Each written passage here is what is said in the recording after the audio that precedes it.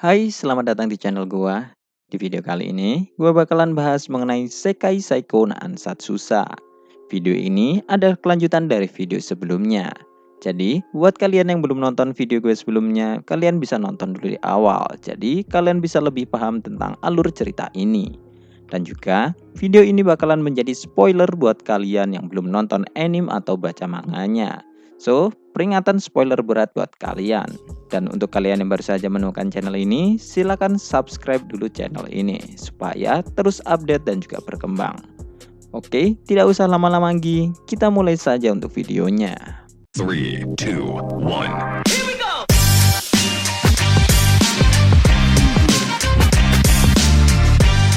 Cerita dimulai dengan Luke dan yang lainnya pergi menuju ke istana kerajaan. Biasanya, perjalanan akan memakan waktu 4 hari jika berangkat dari kota tempat Luke menginap.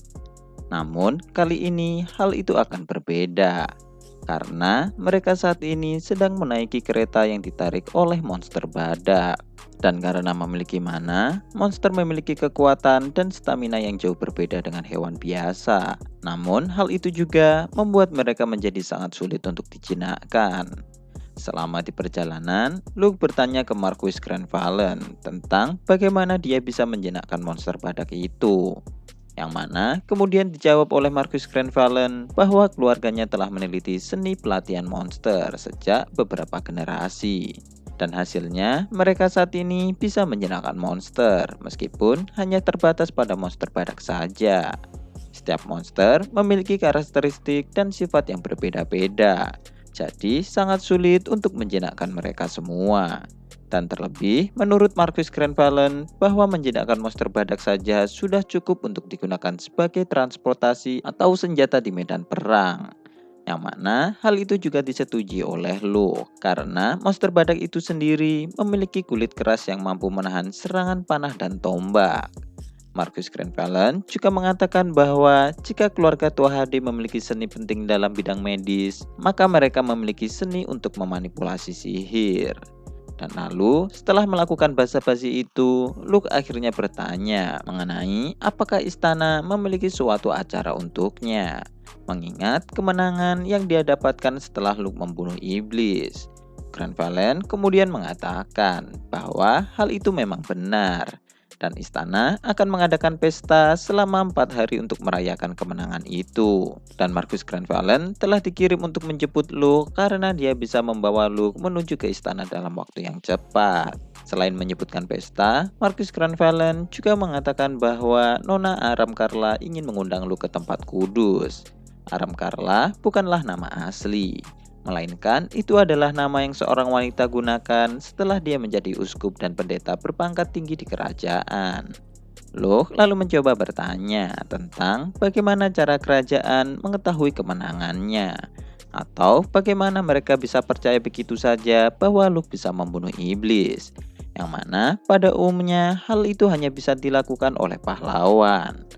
Mendengar itu, Marquis Grandvalen hanya mengatakan bahwa dia tidak tahu mengenai hal itu. Namun secara pribadi, dia percaya bahwa Luke bisa melakukannya karena mereka adalah rekan yang mendukung Naois dan ambisinya. Sebenarnya, Luke masih belum memberikan jawabannya kepada Naois. Namun, Luke saat ini tidak bisa membantah perkataan Marquis Grandvalen karena mungkin saja Luke akan mendapatkan bantuan dari Marquis Grandvalen di masa depan. Dan kemudian setelah 1,5 hari, Luke dan yang lainnya akhirnya telah tiba di ibu kota kerajaan. Dan setelah memasuki istana, Luke diberikan seragam khusus untuk menghadiri upacara pembukaan pesta. Tart dan Claudia juga diberikan seragam. Meskipun seragam itu cukup berbeda dengan milik Luke, karena mereka berdua dianggap sebagai pengikut Luke. Mereka berdua nampak sangat cantik ketika menggunakan seragam itu. Namun, seperti biasa, Tart merasa bahwa baju di bagian dadanya masih terlalu ketat. Sementara, Claudia menatap Luke dengan pandangan mencela ketika Luke melihat ke arah Tart. Setelah beberapa obrolan, Luke, Tart, dan Claudia kemudian menghampiri pelayan yang nampak sedang menunggu mereka. Dan kemudian, pelayan itu memandu mereka menuju ke ruangan yang memiliki suasana yang cukup mistis. Luke mungkin bisa mengetahui rahasia ruangan itu jika saja dia menggunakan mata Toa HD-nya. Namun, Luke memutuskan untuk tidak melakukan itu, karena jika saja Luke melakukan kesalahan, hal itu nantinya akan membuat Luke menjadi dicurigai. Sebelum memasuki ruangan, mata Luke dan yang lainnya telah ditutupi oleh kain. Dan itu mungkin dilakukan untuk mencegah Luke mengetahui lokasi mereka. Meskipun hal itu tidaklah berguna bagi Luke, karena meskipun matanya ditutup, Luke masih bisa merasakan lokasi yang ditatanginya menggunakan panca inderanya yang lain. Setelah memasuki ruangan, ternyata di sana juga sudah ada Epona, Naois, dan Rachel. Melihat mereka bertiga, Luke kemudian bertanya tentang bagaimana mereka bisa bersama. Rachel lalu menjawabnya bahwa dia dan Naois telah ditunjuk sebagai anggota party dari Epona. Setelah mendengar itu, Luke kemudian bertanya ke Epona tentang apakah dia tahu alasan mengapa mereka semua dipanggil ke ruangan ini.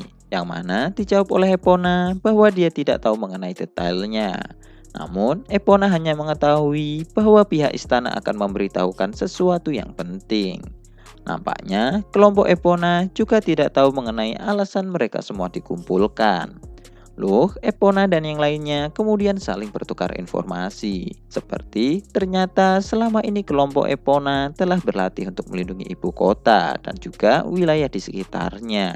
Dan lalu beberapa saat kemudian, seorang wanita berpakaian dan berambut putih muncul dan memberikan sambutan. Dia adalah Aram Karla. Dan jika dilihat dari penampilannya, dia masih berusia sekitar 20 tahunan. Dan juga warna rambutnya nampaknya berasal dari warna cat. Dalam sambutannya, Aram Karla menyebutkan orang yang berada di ruangan itu sebagai perisai manusia. Mungkin itu berkaitan dengan tugas mereka untuk melawan iblis. Aram Karla berbicara dengan suara yang keras namun jelas, serta di setiap perkataannya sudah benar-benar dipikirkan sebelumnya. Dan di saat Aram Karla mengatakan bahwa dia akan mengungkapkan rahasia tentang kebenaran dunia ini, api yang menerangi ruangan kemudian padam. Dan lalu ada patung-patung di sepanjang dinding yang muncul. Jumlah patung itu ada 8. Mereka memiliki bentuk campuran antara manusia dan hewan. 2 di antara 8 patung itu memiliki bentuk babi dan kumbang, dan juga memiliki warna merah yang berbeda dengan 6 patung lainnya. Aram Karla kemudian terus melanjutkan pidatonya, yang mana dia mengatakan bahwa ada 8 iblis di dunia ini. 2 iblis sudah dibunuh, dan sekarang tugas mereka adalah membunuh 6 sisanya untuk mencegah para iblis itu membangkitkan Raja Iblis. Luke akhirnya mengetahui bagaimana cara kerajaan bisa tahu bahwa iblis yang dia lawan telah mati. Nampaknya warna lampu pada patung adalah sinyalnya. Selain itu, Luke merasa kesal karena dia tidak diberitahukan mengenai informasi ini sebelumnya. Karena hal ini pasti akan sangat berguna bagi Luke ketika melawan para iblis. Beberapa saat kemudian, pidato Aram Karla kemudian berakhir, dan penerangan akhirnya pun dinyalakan lagi. Melihat itu, Luke masih tidak puas jika hanya sebatas ini informasi yang akan diberikan, yang mana membuat Luke langsung bertanya tentang mengapa Aram Karla tidak memberitahukan informasi ini kepada Luke yang dan lainnya sebelumnya. Sejak awal, Luke mempunyai kecurigaan terhadap Aram Karla karena dia muncul dengan penampilan yang mengcosplay Dewi, dan terlebih mengetahui beberapa informasi penting yang disembunyikan sebelumnya telah membuat Luke semakin curiga kepadanya. Mendengar pertanyaan Luke, Aram Karla kemudian menjawabnya bahwa hal itu karena informasi mengenai keberadaan tempat suci yang mana adalah tempat mereka berkumpul saat ini sangatlah rahasia. Dan juga semua informasi yang diberikan sebelumnya seharusnya hanya diberikan kepada kelompok pahlawan saja. Namun karena saat ini gereja sudah mengakui Luke, maka mereka memutuskan untuk memberitahu Luke juga. Setelah mendengar itu, Luke kemudian mulai memikirkan beberapa kejanggalan yang telah dia temukan sampai saat ini. Dan Luke kemudian mulai membuat spekulasinya, yang mana Luke mengatakan bahwa iblis membutuhkan 3 buah kehidupan untuk membangkitkan Raja Iblis. Dan untuk membuat buah kehidupan itu, para iblis nampaknya memerlukan puluhan ribu jiwa manusia. Yang mana karena itulah mereka menyerang kota besar.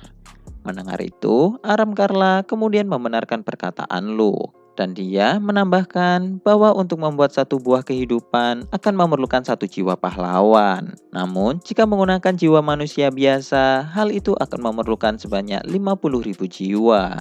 Yang mana jika membutuhkan 3 buah, itu berarti akan membutuhkan sebanyak 150.000 jiwa. Luke akhirnya paham mengenai mengapa kerajaan merahasiakan hal ini. Karena melihat jumlah yang dibutuhkan, kemungkinan besar para iblis akan menyerang kota-kota besar seperti kota Miltiu dan ibu kota kerajaan. Dan jika kerajaan mengumumkan hal ini, maka kekacauan pasti akan terjadi. Para warga pasti akan menjadi panik dan meninggalkan kota besar, dan hal itu pasti akan menyebabkan kekacauan politik dan ekonomi. Aram Karla kemudian meminta maaf ke Luke karena dia telat menyadari bahwa Luke adalah orang yang terpilih. Mendengar itu, Luke kemudian bertanya tentang apa maksud dari Aram Karla. Yang mana kemudian dijawab oleh Aram Karla bahwa berdasarkan surat Luke sebelumnya, Luke telah diberikan sihir Demon Killer oleh Dewi Venus. Yang mana hal itu telah membuktikan bahwa Luke adalah orang yang terpilih.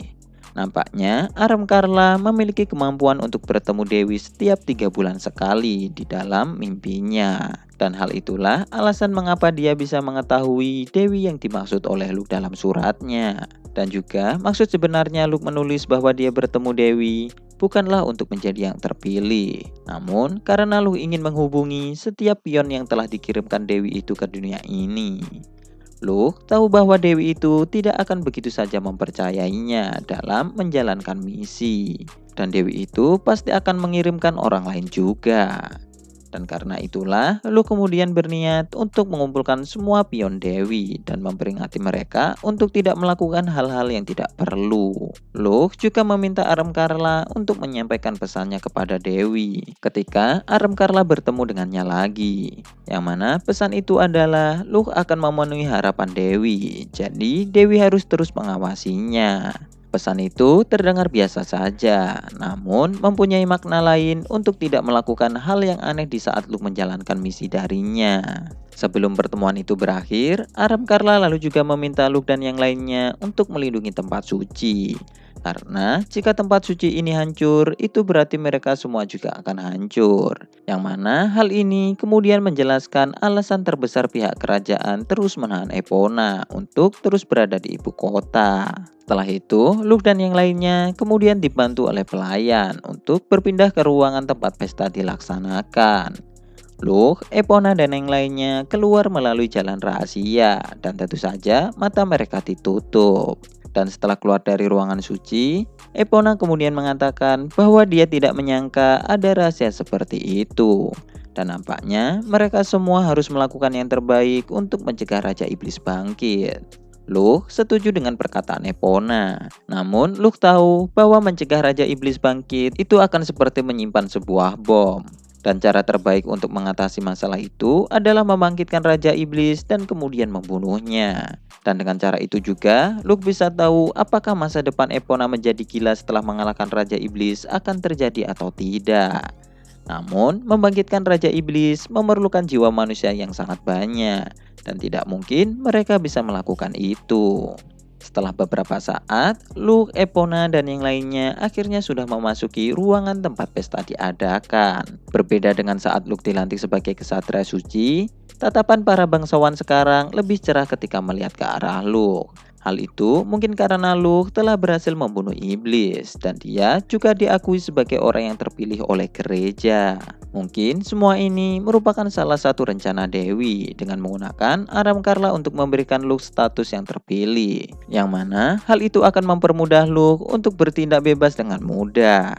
Meskipun peserta dihadiri oleh bangsawan dari kerajaan lain, nampaknya sihir Demon Killer Luke telah dipublikasikan dengan cukup bebas.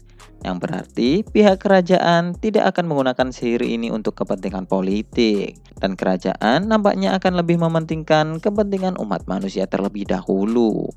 Pesta berjalan cukup meriah. Namun, Luke kemudian dikejutkan oleh seorang wanita bertubuh menggairahkan yang mengenakan pakaian erotis. Wanita itu membawakan Luke segelas minuman. Luke merasakan ketegangan, namun dia berusaha untuk menyembunyikan hal itu. Dan meskipun wanita itu mengenakan penyamaran, sebagai seorang pembunuh profesional, Luke tahu bahwa wanita yang berada di depannya saat ini adalah Snake.